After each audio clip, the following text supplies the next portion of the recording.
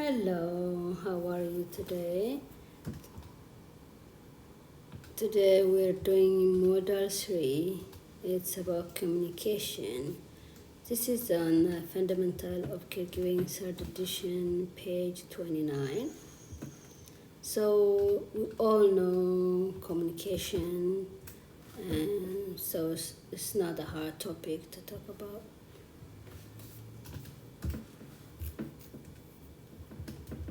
Okay. There are some key terms here. It's good to know them. What's active listening, body language, brainstorming, empathy, feedback, nonverbal communication. It's good to know what the words mean. Okay, basic communication. What's listening? Listening have different parts. Listening is just listening the words, what the clients or residents say, and understanding it. That's what listening is. And active listening is a part of listening.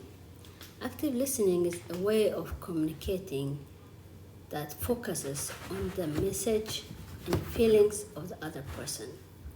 This is good for both the listener and the speaker. Okay, the other one is recognizing non-verbal communication. These are like seven key.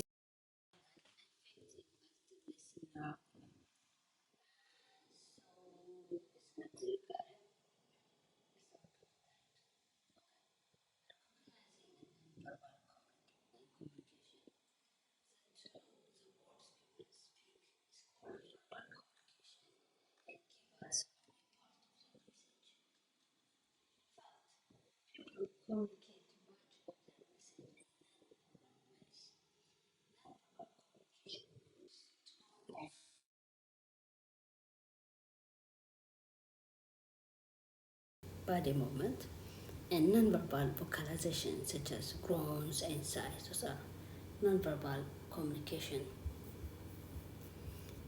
So when we are working with people, it's very important to observe these signs of nonverbal communication. We need to recognize them. Signs of pain can be described in different ways. It can be described by facial expression. A person can show the grimaces on his face, the bracing, the restlessness, rubbing, change in behavior. You can see all the signs of pain. And there are like signs of confusion too. You can see on nonverbal communication, facial expression, emotion, physical, cognitive, vocal. It's the same way, but you can see when people have pain or confusion, even if they don't talk. So it's very important we have to listen with empathy when we are working. Usually, when we listen, we think about it from our own point of view. We ask ourselves questions like, is that right or wrong? This kind of listening is judgmental and very useful to us in our daily lives. Listening with empathy means listening to someone else, feeling their emotion, and understanding entirely from their point of view. This kind of listening without judgment or advice can be very helpful to the other person. Okay, let's see how to manage your communication.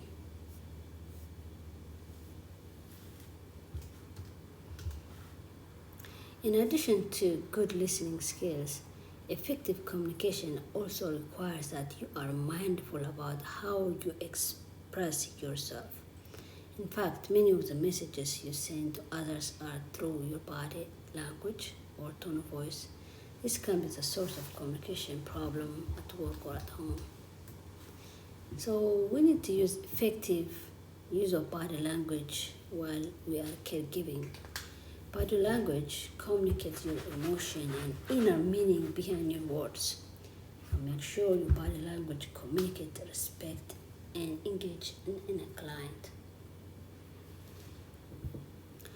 And it's also your posture, how you hold yourself in a way that looks natural, approachable, and confident that is supposed to be. In your gesture, that should be relaxed and not be distracting. And your facial expression should be pleasant, calm, friendly, smile. And your eye contact, good eye contact helps you connect to another person. See how these people, they have a good eye contact. Effective use of spoken words. We need to use the right words when we are talking. Make sure the words you use in your tone of voice are thoughtful and show respect to other person. And your tone of voice, it should be respectful and calm tone. Use mind range for your voice. And your pace when you speak. Speak at a speed which is comfortable for the other person. And the volume, not speak too loud. This can be seeming pushy or irritating. And you always have to match your body language with what you say.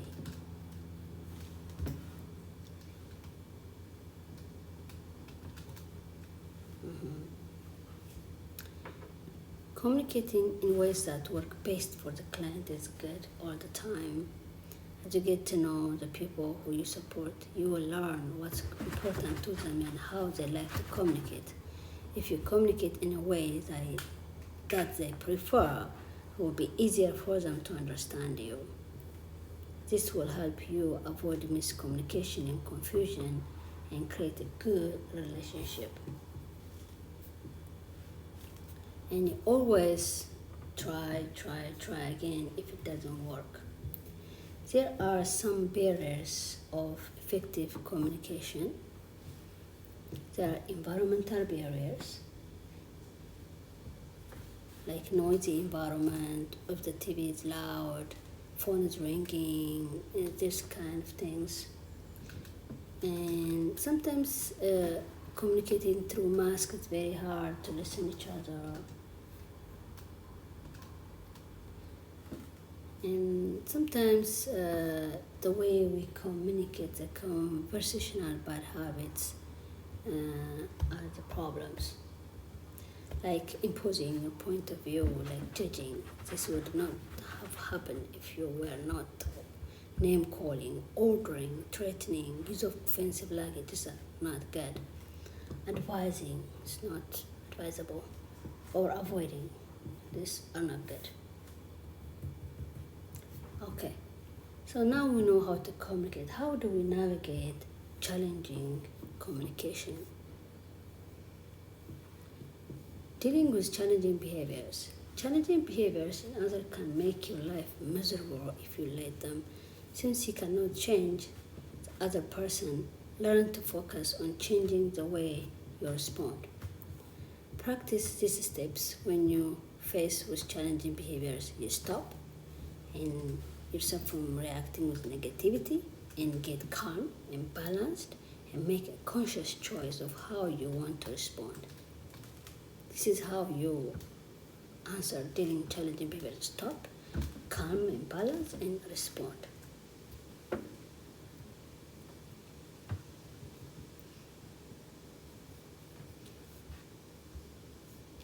Okay, let's go to effective problem solving.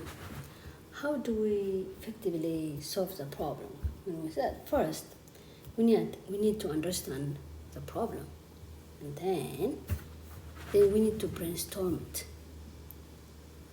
and then we need to pick up the solution and make a plan. We need to make a plan and do it. And the last one, step 4, is getting feedback. This is the effective problem solving solution. Now we're going to lesson 2.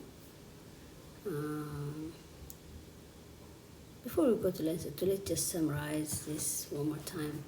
Good communication skills are essential to providing appropriate high-quality care. As a home care aide, you must be able to engage clients, family, and care team members with empathy and respect. You should pay attention to body language and ensure everyone understands each other. So there will be good days and bad days, and you'll have to be flexible and adapt. And remember to take care of yourself. Be proud of the work you do, and ask for help when you need it. Okay, let's go to lesson 2.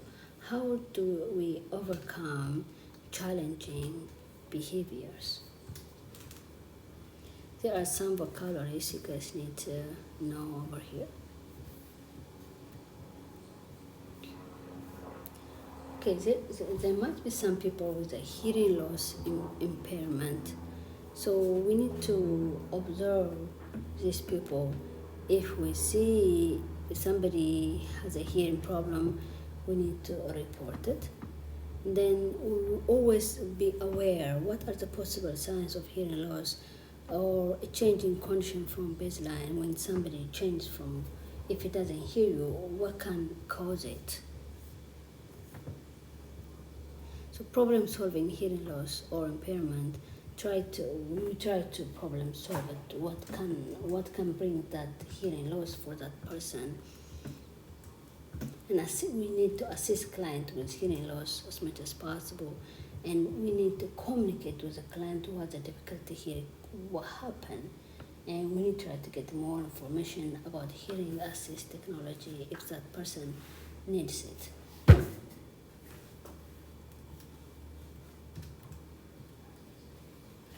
So, okay, now how do we overcome this difficult communication? There are many conditions that can make speech difficult or impossible. So we need, when we are working, if communication is difficult, we have to reduce the background noise or distraction as much as possible, and ask questions in a way that lets the client respond with one word or hand gesture or head nod.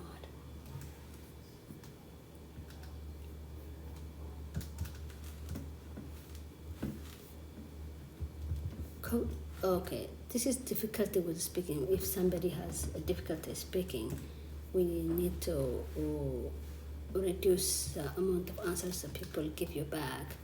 And if they have a cognitive impairment, if somebody has a cognitive impairment, that those people may not be able to communicate well with you. Cognitive impairment can affect our ability to send and receive and understand messages. You have to be careful of what and how you communicate with someone who's experiencing cognitive impairment. These people, their ear works, they can listen, but they don't understand the words. In some people with dementia, over time, when the disease progresses, they will lose the ability to understand you. So you need to put that in consideration. And the same thing with traumatic brain injury. Those people are not able to understand you very well either. And there's a lot of disabilities that can make people not to understand you. So you need to work with those people to avoid communication. And some people are not able to speak the language that you are talking, so you might need an interpreter on this condition.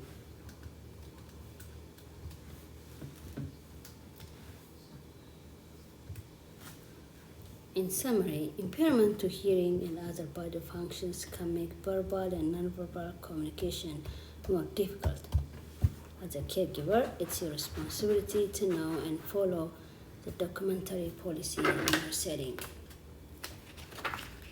By using effective communication strategies for a specific disorder, you will maximize your connection with individual in your care. Everyone deserves to be communicated with clearly, respectfully, and without judgment. Use your composition and empathy skills and be willing to hear what the person has to say. Thank you very much for staying with me. Thank you.